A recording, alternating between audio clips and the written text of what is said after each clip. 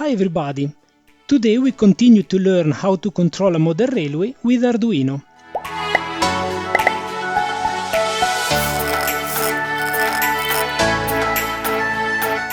In the first episode of this tutorial, we learn how to transform an Arduino Uno board and a motor shield into a complete solution, command station and booster, to control a digital layout. Haven't you seen it? You can find the link in the description. Today we learn together how to make an additional booster. Before starting, let me thank David Bodnar for his project, High Power DCC Booster, from which I took inspiration for this tutorial. The link to his site is in the description.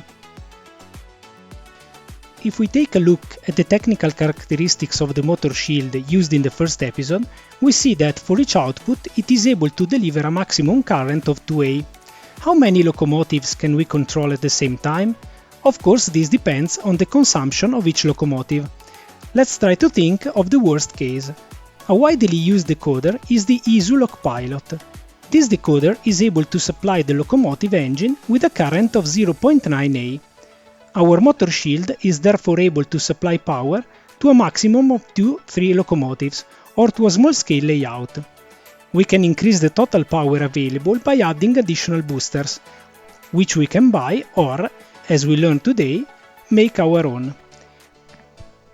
Before picking up the soldering iron, however, we must understand how an H-bridge works. This element, in fact, will be the heart of our booster. The H-bridge is an electronic circuit composed in a logical way of 4 switches, which control a load placed in the center of the bridge. The name H-bridge derives from the design of the circuit, which, as you can see, resembles the letter H.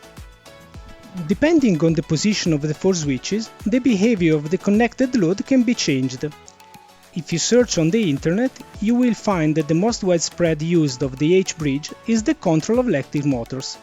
As you can see from the table, by changing the position of the switches, 1 means switch closed, 0 open, we can rotate the motor to the right-left, let it coast freely or break it. Absolutely to be avoided is the condition in which both switches of a branch are closed. A short circuit is generated and the bridge is damaged. How can we use an H-bridge to amplify the DCC signal generated by our command station? Recall that the DCC signal is a square wave that can be 0 or 5 volt. Let's try to draw the desired state of the H-bridge in the two cases, remembering that we want a plus-minus 15 volt signal at the terminals where we connect the tracks. When the input signal to the bridge is 0 volt, the output of the bridge must be minus 15 volts. This is achieved by closing the two switches in the figure. Vice versa, when the input signal to the bridge is 5 volts, the output of the bridge must be plus 15 volts. This is achieved by closing the two other switches. To avoid possible short circuits, a signal normally controls both switches of a branch. When the signal is high, for example 5 volts, the high side switch is activated and the low side one opens, while when the signal is low, the opposite occurs. Keeping in mind what we have learned so far, it is clear that to use an H-bridge as a booster, we need to control one branch with the DCC signal and the other with an inverted signal. Let's go back to the previous drawings and check. The DCC signal is 0 volt. The first branch of the bridge has the low side switch active. The inverted DCC signal is 5 volt.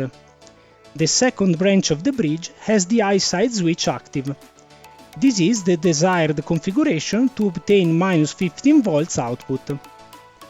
If now the DCC signal is 5 volts, the position of the switches is inverted, and we get plus 15 volts output. Everything seems to be working fine.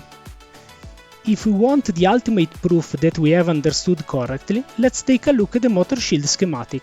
With the jumper, we connected the DCC signal generated by Arduino to the DIR-A input. As you can see, the signal is connected directly to the pin EN1 of the H-bridge, which controls the first branch of the bridge. While it passes through a strange symbol, before entering pin EN2, which controls the other half of the bridge. This symbol represents an AND gate, which has the task of inverting the signal. With this short electronic lesson, we then learned two things. We can use an H-bridge to amplify the DCC signal. We need to input the DCC signal and an inverted version of it to the H-bridge. Now let's see how to make our booster, starting from choosing the right components. For our booster, I choose to use the same BTS7960 based motor driver that David adopted for his project. This driver is on sale on several sites, including Amazon, for a few euros, and is capable of delivering up to 43 amperes, more than enough power even for a large layout. The motor driver has a terminal block to connect the power supply, 12-15 volts, and the tracks. There are also 8 pins, which are used to control the driver itself. Let's start with the first two pins, labeled LPVM and RPVM. The DCC signal and its inverted version must be sent to these pins. To invert the DCC signal, we can use an integrated circuit, such as the CD4077 of the motor shield, or adopt an even simpler solution, based on a single transistor. Here is the diagram of an inverter. When the input signal is high, the transistor conducts, and therefore the output goes low, while when the input signal is low, the transistor does not conduct, and therefore the output is at logic level high, via the pull-up resistor. I choose a 2N7000 transistor. It is very cheap and with an easy to solder package. We can make a test circuit on a breadboard to verify, with two LEDs, that the input and output are actually inverted. As for the DCC input signal, we have two possibilities. We can already have it available at a logical level, or we have to take it from the tracks or from a booster. In this case, before sending it to the motor driver, we need to transform it into a logical signal. To do this, we use this circuit. I won't explain it to you today in detail. We will see it in an upcoming episode dedicated to decoders.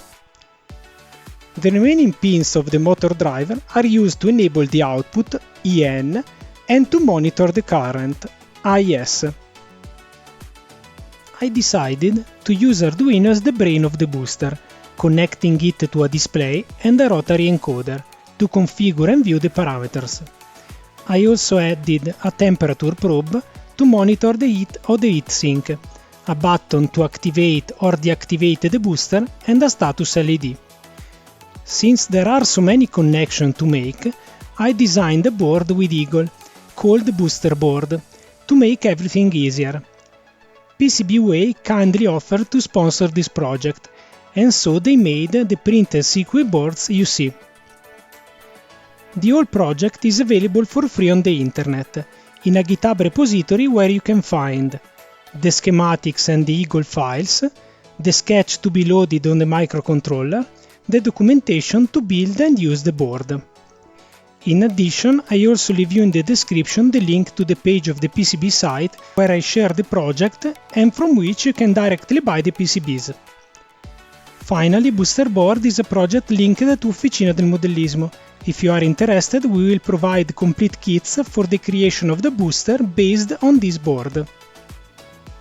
As a bonus, I also consider the possibility of turning the booster into an autonomous command station, programming on the microcontroller the DCC++ firmware that we saw in the first episode. You can find detailed instructions for this in the same GitHub repository. To conclude this tutorial, here is an example of the booster in operation, connected to the Arduino motor shield pair seen in the previous episode.